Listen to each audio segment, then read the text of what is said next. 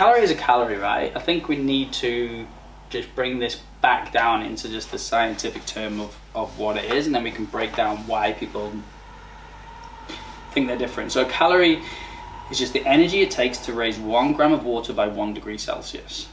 That is it. It's just a unit of energy. So calorie is a calorie, kilometer is a kilometer, centimeter is a centimeter. All calories are created equally. A calorie is a calorie, right? So, but where it starts to come into things is things like the thermic effect of food. So this is when it starts going into like not all foods are created equally. So due to the thermic effect of food or diet-induced thermogenesis, as I eat, depending on the thermic effect of the food, then I'll expend more energy in the process of eating that food. Therefore, the calories may be different. Yeah, your macro. Yeah. So if you go in, like the pyramid, obviously calories, and then macros would go from there, because again, within your calories there has to be macronutrients. Within your macronutrients there has to be calories, right? This is what we're made of. And obviously macros being proteins, fats, carbohydrates, maybe fiber, again, all have their place, but a lot of the time, especially for the general population, counting macros is completely unnecessary. Okay, people are coming to you because they want to get set, so they're already in a stress state, and now you're making life harder for them. You need to stay under this many calories, you need to hit this much protein, you need to hit this much fat and this much carbohydrate.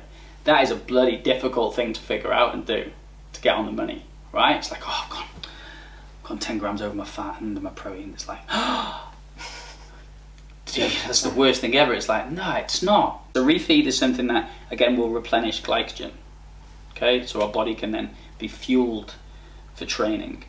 So I think this is one of the reasons why people do cheat days. Okay, a common thing that I have when I'm starting with a client, people ask like, oh, what, my cheat day. What can I have my cheat day? It's like, what are you cheating on? You can't cheat. You can't cheat a diet. You can cheat a test, right? You can't cheat on your diet.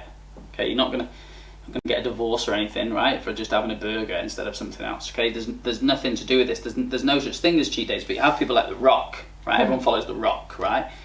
He'll post these. Do you follow him? Yeah, the cookies and sushi sundaes. Yeah, right. He'll post these massive feeds, like absolutely huge. The cookies are the size of a laptop, right? Because he puts them next to the laptop exactly for scale. Yeah, again, massive. So much food, right?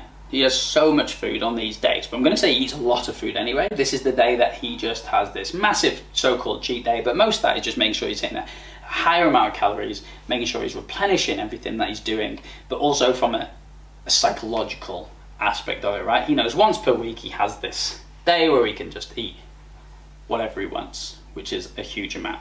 So that can be beneficial, right, per week. If you have a cheat day, I hate the word, I hate what it means, I hate everything that it stands for in terms of what you're doing with your diet. But if you had it possibly like a refeed day or a structured day, or a day that's going to help his diet more, a day that's going to help his adherence. So is a refeed day just a cheat day? Well, like what is that? In a way, that's how I would do it, right? People have, it may be like a psychological refeed, okay, or like, I'm going to go into some of the literature of a refeed, right? So a refeed is sort of maybe overcoming metabolic adaptation, right? So we know as we like to diet, then our metabolic processes slow down, right? Because we're starting to deplete. But by replenishing things like glycogen, then we can our body starts to tick again, has more energy to use within the muscle, so therefore it'll start. So again, we can sort of overcome metabolic adaptation by using diet breaks. Okay, diet breaks or refeeds. I'm going to touch on both. Okay, so refeeds, single day refeeds in the research, like, aren't enough. Okay, they're just not enough. You can't eat enough necessarily in that day to do a refeed. And this is due to sort of levels from glucogenesis, from carbohydrate alone.